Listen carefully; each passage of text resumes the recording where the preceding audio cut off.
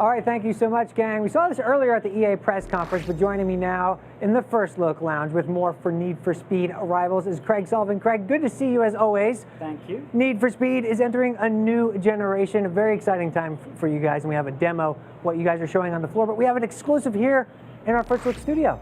It's the world exclusive. The world exclusive. So E3 opens up tomorrow. Yeah. I'm fresh from the press conference that we did today, where Yeah. we showed a couple in a racer playing through 2 of the roads. But this is actually what we're going to show.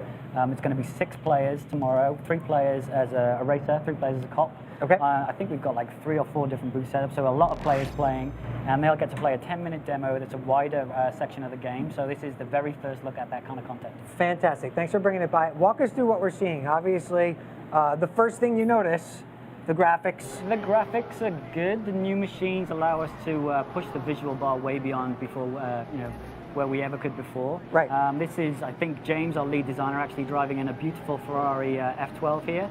And as you can see, the car looks amazing. The car's wet. It's recently been raining in Redview County, which is where our game is set.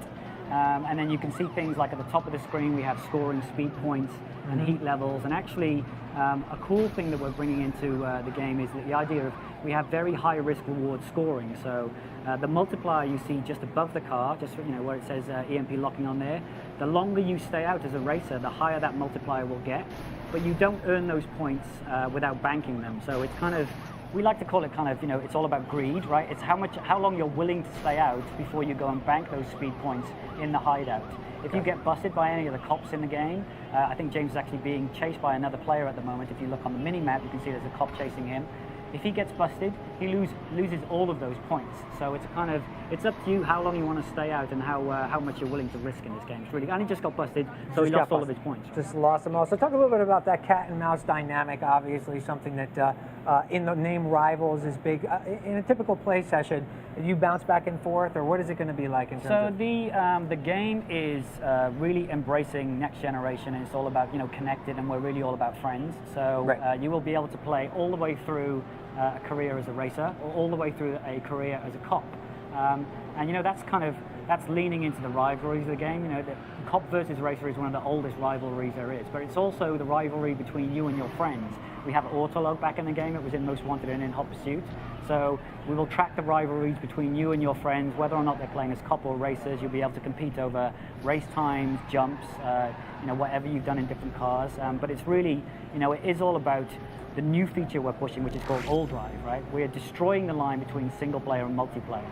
And that's something that people are really going to experience at E3. Right. So James is actually playing, or whoever's driving the Ferrari at the moment, he's actually playing through a single player experience here. You can see on the right-hand side of the screen, it says join a race. He's got these, what we call shot lists. You've got these set of objectives that are running all the time, and he's playing through a single player progression, but he's actually playing in a world where there are other humans. So there are other cops in here, there are other racers driving around, and he can interact with them if he wants to, or we can go and interact with the AI. So we've completely blown away the barriers of single player, multiplayer. There's no lobbies, none of that stuff, no waiting. It's all about going in and then just having your friends turn up when they want to. It's really, really cool. Yeah, a lot of times, with console launches and new generations of consoles, the first thing, like you said, is the graphics that people see. But this generation, it seems like it's more about rethinking design, rethinking what a genre really means, and introducing connectivity in more meaningful ways. Was that part of the plan from the word go with Rivals, about rethinking what a racing experience should be? Yeah, I think next generation, as a game developer, yes, we know the graphics are going to get better, right? Every game has pretty good graphics these days, right? Frostbite 3 allows us to do amazing graphics. Frostbite 3 also used in Battlefield, and that game looks amazing. But it's about next generation thinking to us.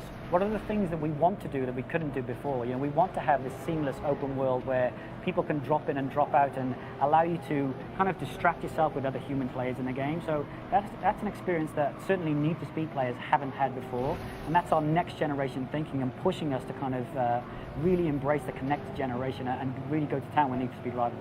Tell us a little bit more about the setting and the environments. What type of courses we'll be exposed to within the game? So it's a fully open world game. There are over 100, 150 miles of open roads, but there are a lot of kind of off-road drivable surfaces as well. For people who've played Most Wanted or Hot Pursuit, the world is bigger than both of those games.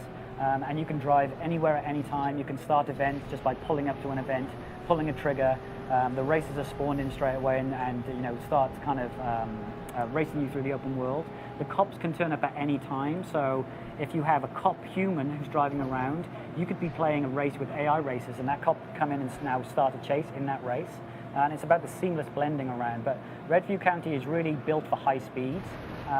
You know, Most Wanted, the last Need for Speed game that was out last year that I worked on, that was more kind of dense. You know, it's a city environment. It's more like driving around in LA, right? And you know, I know the traffic's terrible out here in LA. I drive like this in LA.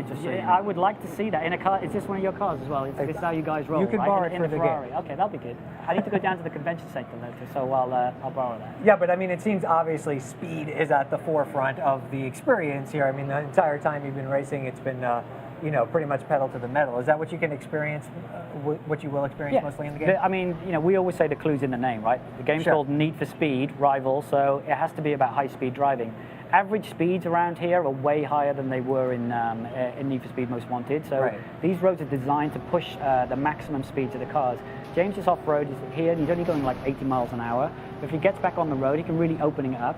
This car goes like 207 miles an hour, so we're finding that a lot of the gameplay is taking place between 150, 200 miles an hour, so it's a much faster game. Yeah. This is not one of the fastest cars in the game. There are cars that go way, way faster than that, and the cops have, you know, kind of really cool, very fast, exotic cars as well, so it's something that really gets your heart pounding when you're playing it, and it's, you know, it's something that we're really proud of. Yeah, well, we really appreciate you bringing by this world-exclusive first look at the game. It's looking gorgeous. Need for Speed is going into a new generation, so thanks so much for giving us the first look.